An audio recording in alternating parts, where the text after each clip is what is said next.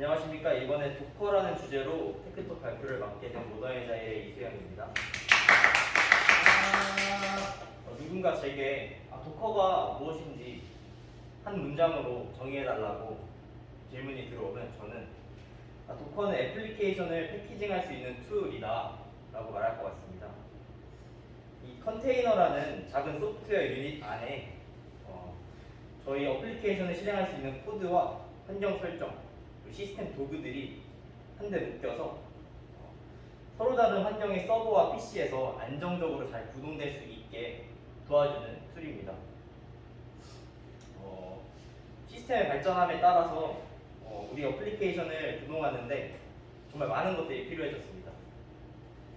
저희 서버로 따지자면 Node.js가 필요하고 npm, 그리고 만약 저희가 라이브러리를 사용한다고 하면 그에 대한 의존성들을 명시를 해줘야 하는데요. 서로 다른 서버에 각각 이런 어플리케이션 실행하기 위해 필요한 것들을 명시해주기 위해서는 개발자가 일일이 다 해줘야 하고, 그리고 오류도 많이 발생할 수 있기 때문에 그런 것들을 편하게 해주기 위해서 도커가 나온 것입니다. 아까 제가 앞에서 오류라고 말씀을 드렸는데 이 오류는 저희가 미니 프로젝트를 진행할 때 한번 맞닥뜨린 적이 있었어요.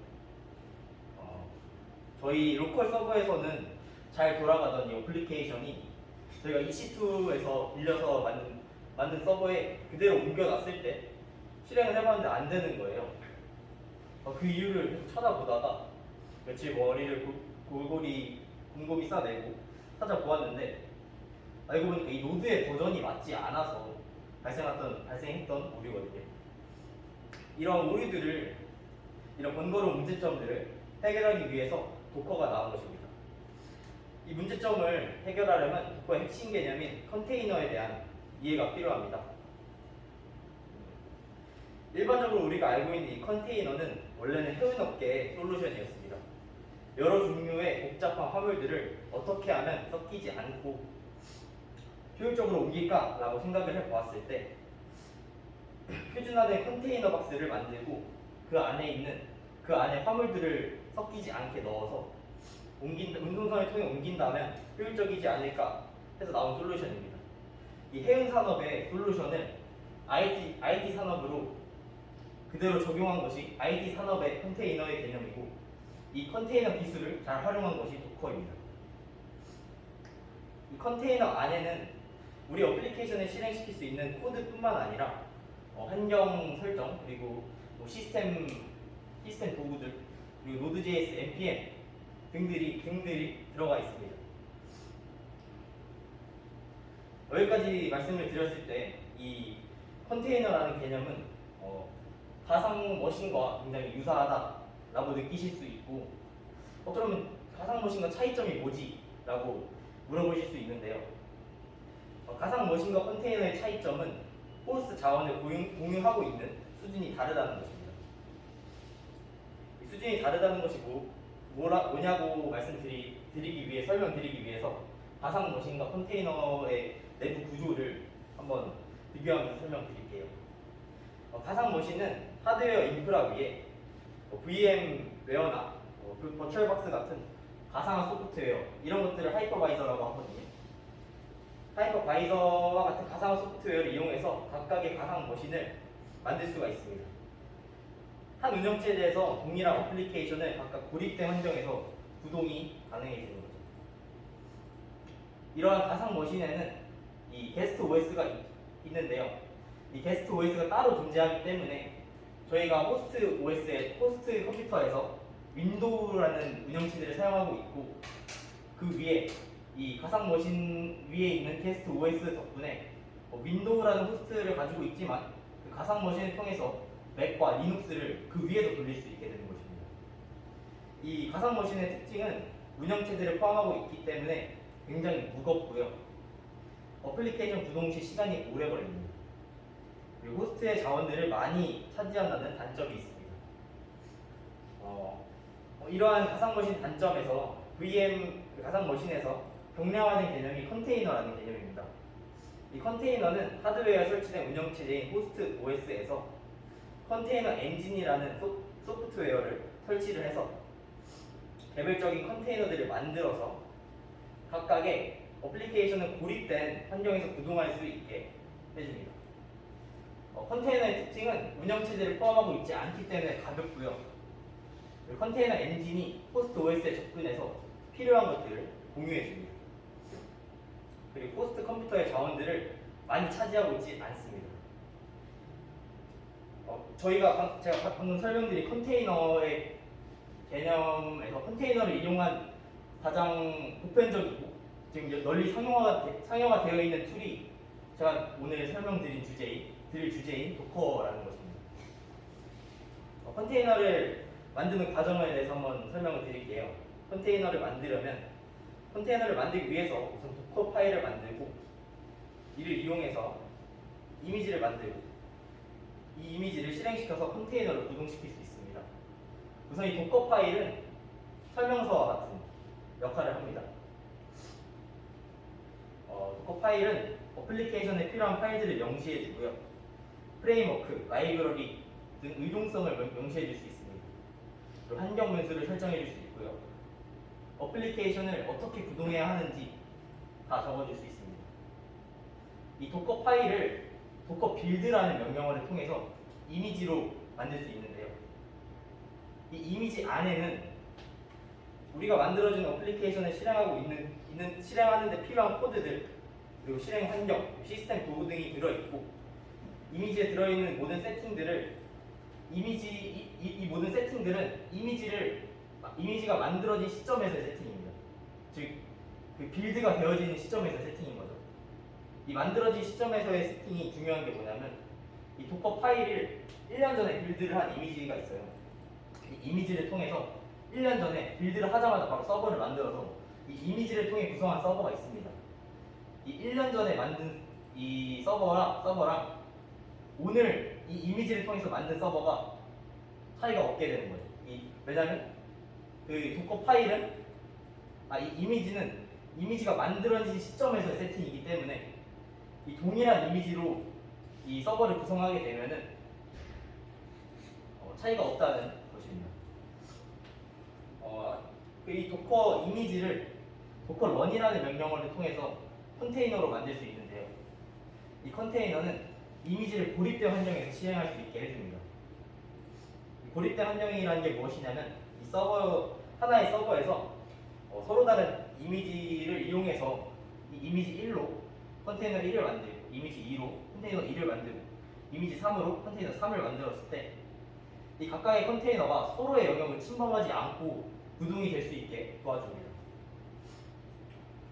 여기까지가 컨테이너를 만드는데 어떻게 만드느냐에 대한 설명이었고 도커로 배포를 하려면 저희가 사실 도커는 배포를 쉽게 하기 위해서 쓰는 거잖아요. 도커를 배포하는 과정을 간단하게 설명을 드릴게요. 우선 로컬 컴퓨터에 도커를 설치합니다. 그리고 도커 파일을 작성을 하고요. 도커 빌드라는 명령어를 통해서 이미지를 만듭니다. 그리고 도커 허브라고 이 도커 이미지들을 여기 도커 허브에 올릴 수가 있거든요. 마치 저희가 저희 서버의 코드들을 깃허브에 올리는 것처럼 같은 역할을 합니다. 깃허브와 도커는 거의 비슷한 비슷한 역할을 하는 거죠. 그리고 이 도커 로컬 서버에서 도커 로그인으로 도커에 로그인을 해줍니다. 그리고 도커 푸시라는 명령어를 통해서 이 이미지를 도커 허브에 올릴 수가 있습니다. 그리고 이제 이 배포 저희가 이시트 서버 빌렸잖아요. 이시트 서버에 도커를 설치를 해주고요. 도커 로그인을 하고 도커 풀이라는 명령어를 실행해서 이 도커 허브에서 로컬에서 만든 이미지를 가져다가 쓸 수 있습니다. 그리고 이 이미지를 도커 런이라는 명령어를 통해서 컨테이너화하고 이 로컬에서 만들어진 환경의 서버와 같은 서버를 EC2에서 이제 돌릴 수 있게 되는 거죠. 이렇게 하면 앞에서 저희가 미니 프로젝트를 하면서 발생했던 문제들이 전혀 발생하지 않습니다. 그 버전도 아예 똑같기 때문에 하나의 도커 파일로 만들어진 이미지여서 같은 도커 파일로 만들어진 이미지를 썼기 때문에 그런 오류들이 발생하지 않게 되는 거죠. 그리고 제가 간단하게 도커 파일을 이용해서 익스프레스 서버를 배포를 해봤어요. 어제. 간단하게 해봤는데 우선 바탕화면에 도커라는 폴더를 만들어주고요. npm init과 npm install express save 명령어를 통해서 이 간단한 익스프레스 서버를 만들어줄 준비를 해줍니다. 그리고 app.js라는 파일을 만들어서 이 서버를 시작하게 되면은 hello world라는 이 스트링을 브라우저에 출력을 할 수 있게 도와줍니다. 포트는 3000번으로 했고요. 그리고 이 package.json에서 이 스크립트 테스트라는 부분을 스타트로 바꿔서 이 npm start라는 명령이 시작되었을 때 app.js가 실행이 될 수 있도록 만들어 주었습니다. 이렇게 실행을 시키고 브라우저에서 이제 로컬호스트 3000번 포트로 들어가게 되면은 헬로 월드가 잘 출력됨을 확인할 수 있었습니다. 이렇게 로컬에서 헬로 월드라는 서버를 열었고 잘 열림을 확인했고 이를 이제 도커 파일을 통해서 이미지를 만들어서 구를 해볼 건데요. 일단 그 서버에서 app.js가 있는 위치에서 도커 파일을 만들어주고 도커 파일의 명령어들을 설명드리면서 이 도커 파일의 역할이 무엇인지 설명드리겠습니다. 우선 from의 명령어는요, 도커 이미지를 생성한 베이스 이미지를 지정해 주는 것입니다. 여기선 노드를 사용을 했고 current slim이라는 버전을 통해서 이 current slim이라는 버전은 노드를 실행할 수 있게 만드는 최소한의 것들만 모아놓은 버전이거든요. 아무튼 이 current slim 버전을 사용을 했고 그 워커 dir라는 명령어를 통해서 컨테이너가 실행된 후에 컨테이너 내부로 들어갔을 때 작업이 되는 기본 디렉터리를 설정을 해주었습니다. 이 컨테이너가 실행이 되면은 이 /app이라는 디렉토리에서 이 컨테이너의 작업이 시작이 되게 됩니다. 그리고 copy라는 명령어를 통해서 호스트 컴퓨터의 파일을 컨테이너 내부의 특정 디렉토리로 복사를 해주었습니다. 도커 파일이 위치한 곳에 있는 모든 파일을, 즉 여기 있는 모든 파일을 app.app이라는 디렉토리에 복사를 해준 것입니다. 즉 workdir라는 명령을 통해서 컨테이너 내부에서 이 파일을 만들어주고 copy라는 명령을 통해서 여기에 있는 파일들을 복사를 해준 겁니다. 그리고 run이라는 명령어를 통해서 도커 컨테이너를 빌드할 때 실행하는 명령어인데요. package.json에 있는 익스프레스 이 버전이 설치가 될 수 있게 해줍니다. 그리고 expose라는 명령어는 도커 이미지로부터 외부로 노출할 포트 번호를 입력해주는 것입니다. 저는 3000번 포트로 해주었고요. cmd라는 명령어는 도커 컨테이너가 실행될 때 실행되는 명령어고 컨테이너가 실행되면 npm start라는 명령을 통해서 서버가 실행됩니다. 이는 앞에서 npm start라는 명령을 실행했을 때 이 app.js가 시작이 되었잖아요. 그것처럼 이 컨테이너가 실행이 됐을 때 npm start 명령을 통해서 바로 서버가 실행될 수 있게 해준 겁니다. 도커 빌드라는 명령어로 이 도커 파일을 도커 이미지로 만들어 주었고요.